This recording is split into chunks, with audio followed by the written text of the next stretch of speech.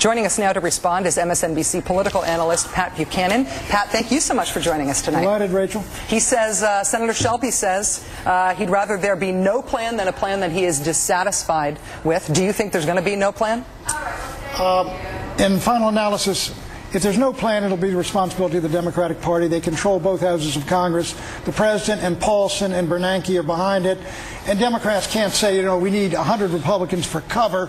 If they really believe in the plan, they believe it's best for the country, they will have a plan. They will pass the Paulson plan. If you were John McCain right now and you were facing the choice of whether to support it or oppose it, if you support it, you risk the wrath of the conservative wing of your party that is rising up against this plan right now. If you risk the wrath of middle America.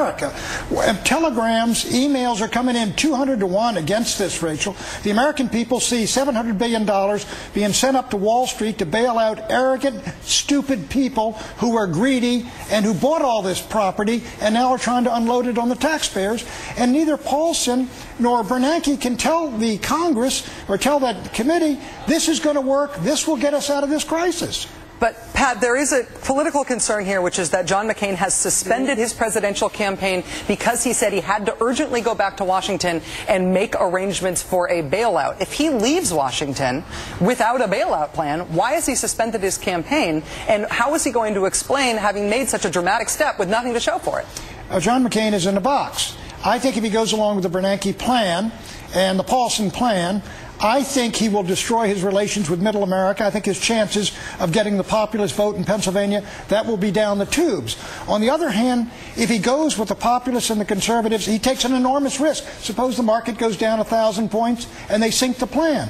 So he has bet his entire presidency on this. And when you do something like that, or his potential presidency, the best thing to do on that, Rachel, is search your own heart out. What is best for the country and what do you really truly believe is best, and do that. But Pat, just to be clear, you're saying that what he has bet on is the most unlikely of circumstances, which is that he doesn't support a plan and everything's fine anyway. That's really the only win that he can bet on here. And that might happen, but that seems like a thing. No, you cannot just simply say we're killing that plan and we're going to let things go on as normal. As Senator Shelby says, you've got to come up with an alternative. You've got to come up with different ideas and things that people believe will work, and then you've got to work with the Congress to try to get it through. But I do agree with Senator Shelby. If you don't believe in this plan, why would you put $700 billion behind it? But Senator Shelby and the Republicans apparently are going to come up with something. But John McCain is really on the spot. I agree with that. But if I were him, I would not go with the Paulson plan because I don't believe in it. Does he keep his plan, his presidential campaign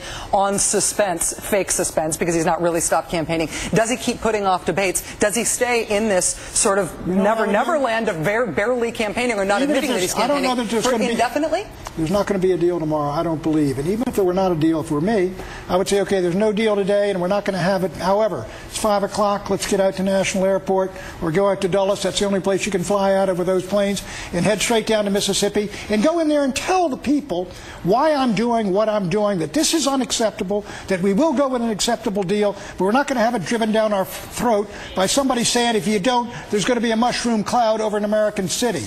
If you have to bet where John McCain's going to be at 9 o'clock tomorrow night, right now, 24 hours from now, you'd say he's going to be in Mississippi? I'd roll the dice. He'll be in Mississippi. He's the one who'd roll the dice. That's what we're all worried about. Pat Buchanan, thank you so much for staying. It's nice to see you.